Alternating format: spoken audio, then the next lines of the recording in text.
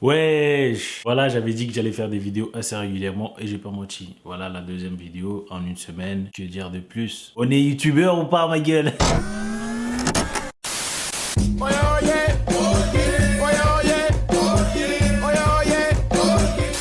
Bon, comme vous avez pu voir dans le titre, aujourd'hui, je vais vous dire comment vous faire des sous quand on est étudiant. Parce que c'est pas facile de vous faire des sous quand on est étudiant. Ouais, c'est pas facile. C'est vraiment galère de ouf, de ouf, de ouf, de ouf, de ouf. Surtout quand on est...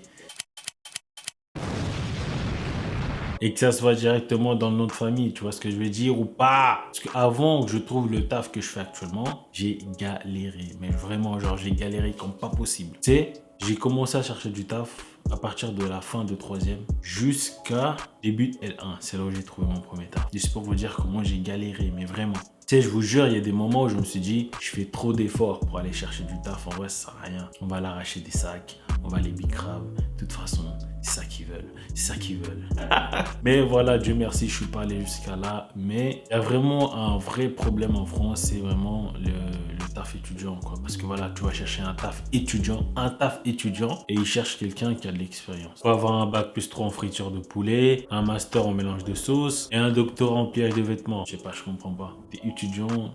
Normalement, t'es pas censé travailler, t'es pas censé avoir l'expérience. Mais eux, ils cherchent des étudiants avec l'expérience. En gros, si t'as pas d'expérience, tu trouves pas de taf. Et si on te pistonne pas, tu trouves pas de taf. En gros, pour trouver de taf, clairement, il y a deux solutions. Pistonner, la première solution. Et la deuxième solution, c'est mentir dans ton CV. J'ai fait l'un des deux, je vous laisse deviner lequel. Frérot, j'avais pas le choix. Tu te rends compte? Fin troisième, et j'ai trouvé mon premier taf. Début de ma deuxième année de L1. Parce que voilà, j'ai fait 2 L1. Voilà, j'ai commencé par ça, j'ai pas aimé, j'ai changé. Deuxième année de L1, vous vous rendez compte? Vous vous rendez compte ou pas? Et je crois carrément j'ai envoyé plus de 100 CV. Vas-y, maximum 5 entretiens, tu vois. Maximum 5 entretiens. Mais de toute façon, à chaque fois j'allais dans un entretien, je connaissais déjà la réponse, tu vois. Je savais que j'allais sortir et j'allais recevoir le fameux mail. Malgré l'intérêt que vous portez pour notre entreprise, nous sommes au regret de vous annoncer que votre candidature n'a pas été retenue. Tu sais, ça me dégoûtait, tu sais, je me disais, putain, mais frère, j'ai fait quoi? Je suis motivé, frère. J'envoie des CV partout,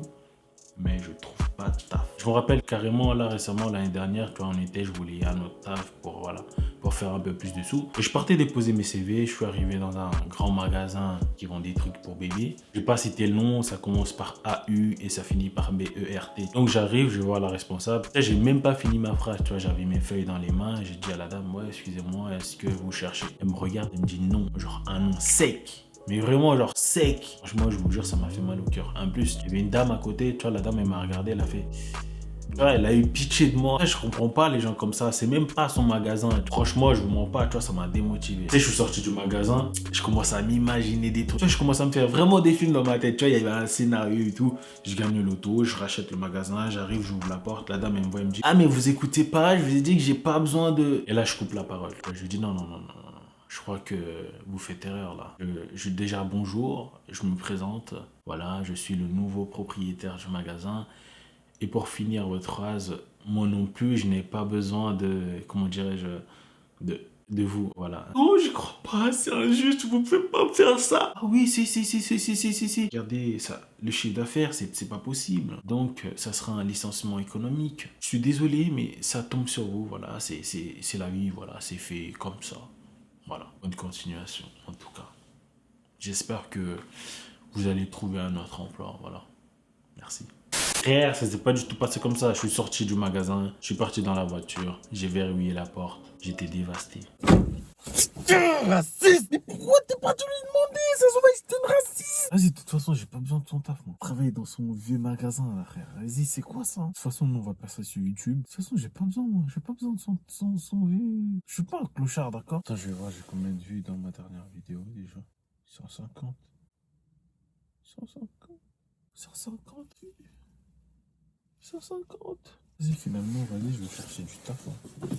Donc voilà, si vous cherchez du taf, vous ne trouvez pas, vous trouvez vraiment rien du tout, j'ai quelque chose pour vous. Au moins, vous pouvez vous faire des petits sous, tu vois. La première chose C'est l'application qui s'appelle Mobile et Be My Eye. En fait, c'est des applications qui vous donnent des missions. Voilà, tu vas dans des magasins par exemple et tu vérifies la mise en rayon des produits pour voir si le produit est bien représenté dans ce magasin-là. Tu vois, des photos, tu mets des commentaires, tout ça, Une mission, je crois, c'est entre 3 ou 5 euros. Si tu as vraiment la pêche, 10 missions par jour, ça peut faire quelque chose, tu vois. Mais ça, c'est des applications qui marchent seulement si vous êtes dans des grandes villes. Si vous êtes dans, je sais pas, dans un village, frère, et ça va pas marcher parce qu'il n'y a pas de magasin autour. Des grandes villes comme Paris, Marseille, Lyon, etc.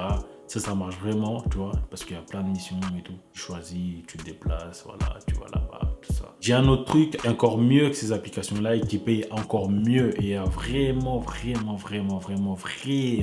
beaucoup de missions sur ce site-là. Ça s'appelle BVA Mystery Shopping. Je sais pas si ça se dit Mystery ou Mystery Shopping. En fait, ça, vous allez dans le site, vous vous inscrivez et un mois après, 1 ou 2 mois, je crois, ils vont valider votre inscription. Mais il faut vraiment vérifier dans vos mails parce qu'en fait, on vous envoie une mission et pour valider votre inscription, tu dois faire la mission.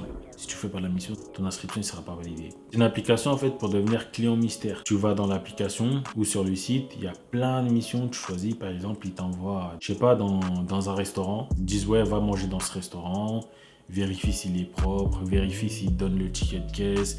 Vérifie s'ils sont souriants. Bien évidemment, les gens du restaurant ne doivent pas savoir que tu es un client mystère. Tu ne dois pas leur dire que voilà, je suis un client mystère et tout. Ça doit être mystère, un mystère, ça doit être secret. Et après, tu vois, BVA va te rembourser ce que tu as payé quand tu as mangé. Et en plus de ça, ils vont te payer. Surtout quand tu es étudiant, tu vois que tu n'as rien à manger. Moi, j'ai déjà fait ça en tout cas. J'ai vu que j'avais rien à manger, donc j'ai choisi des missions dans des restaurants. Je suis parti au resto, j'ai mangé, je savais que j'allais te rembourser. En plus, j'allais te payer. Et en plus de ça, ils allaient payer les frais kilométriques. Franchement, je vous conseille beaucoup BVA parce que ça paye vraiment beaucoup. Après, voilà, dans des missions de restaurant, ils ne payent pas beaucoup, tu vois. Parce que voilà, ils savent que tu vas manger. Déjà, tu vas te mettre bien. Tu vois, c'est 5 euros dans des trucs de restaurant. En tout cas, dans ce que j'ai fait, c'était 5 euros. Mais sinon, généralement, ça va entre 10 euros jusqu'à 70 euros même. 70 euros par mission ou 100 euros même par mission. J'ai déjà vu des trucs à 100 euros, des missions à 100 euros. Mais après, il y a des côtés un peu chiants. C'est que tu dois tout retenir parce qu'après, tu dois remplir un questionnaire. Mais le mieux, ce que je vous conseille, c'est quand vous faites des missions, faites-le directement avec l'application. Vous avez les questionnaires directement. Comme ça, vous n'allez pas oublier. Vous cochez tout ce qu'ils vous demandent. Ouais, il y avait ça, ils vont donner ça. Les photos du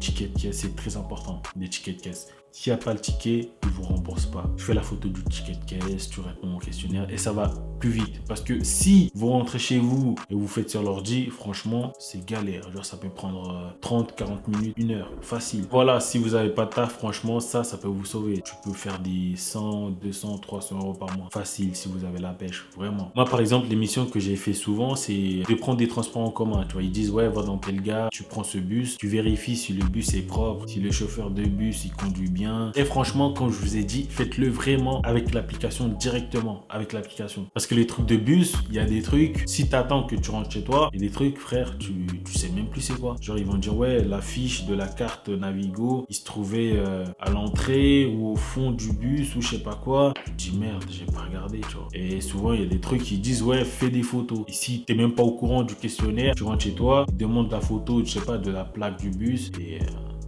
t'as pas lu le questionnaire et t'as pas la photo, voilà. La mission est tombée à l'eau, t'as gaspillé ton temps pour rien. Donc voilà, si vous avez vraiment pas de taf, rien à faire, ça c'est vraiment un moyen pour vous faire des sous. Maintenant, c'est l'heure des conseils. Tu vois, si vous cherchez du taf. La première chose à éviter quand tu cherches du taf, c'est déjà ne pas donner ton CV à n'importe qui. Cherche à donner ton CV au responsable du magasin. Parce que moi, je vois, il y a des gens qui viennent et ils donnent le CV à un collègue et que cette personne-là, après, oublie le CV comme ça, tu vois. Après, je sais pas s'il fait volontairement, involontairement. Le CV, il oublie et il va rester comme ça, il va prendre la poussière, il sera froissé. Généralement, ça finit à la poubelle. Donc ça, c'est vraiment des trucs à éviter. Quand tu cherches un taf, donne pas ton CV à n'importe qui. Cherche la responsable, t'arrives, dis ouais, excusez-moi, est-ce que la responsable du magasin est là, s'il vous plaît, et tu donnes le CV en main propre. Évite de donner à n'importe qui. Il y a des gens, je crois, je sais pas, ils sont frustrés, ils croient que tu vas prendre sa place ou je sais pas quoi, ils donnent pas le CV, tu vois, ils mettent directement dans la poubelle. Voilà, il y a des gens comme ça, frère, et je sais pas. Moi, en tout cas, je sais ce que je dis parce que je vois dans mon taf, tu vois. Il y a des gens, ils viennent donner leur CV, et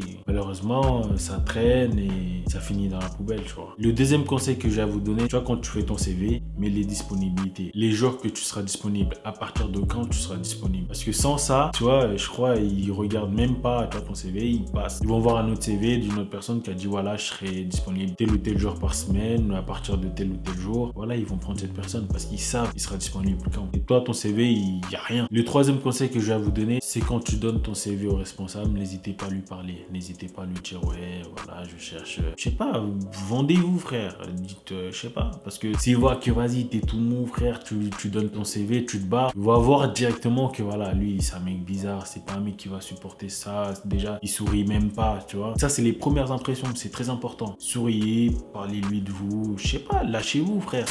Bon, voilà, la vidéo est maintenant finie. J'espère que mes conseils vous seront utiles et j'espère que voilà, vous allez trouver du taf, vous allez vous faire des sous. Et si vous avez d'autres astuces, n'hésitez pas à le mettre dans les commentaires, comme ça vous faites profiter aux autres aussi qui cherchent du taf, parce que frère, c'est pas facile. C'est pas facile, mon frère. Le manque d'argent peut te faire n'importe quoi, tu vois. Moi, j'étais prêt à arracher. Ah, frère, ah, que Dieu me pardonne. Mais voilà, c'est l'État, frère, c'est pas de ma faute. Voilà. Donc, si tu as aimé cette vidéo, n'hésite pas à lâcher un pouce bleu, à t'abonner, activer la cloche, comme ça tu rates pas les autres vidéos. Et sur ce, je vous dis, comme d'hab, bye bye.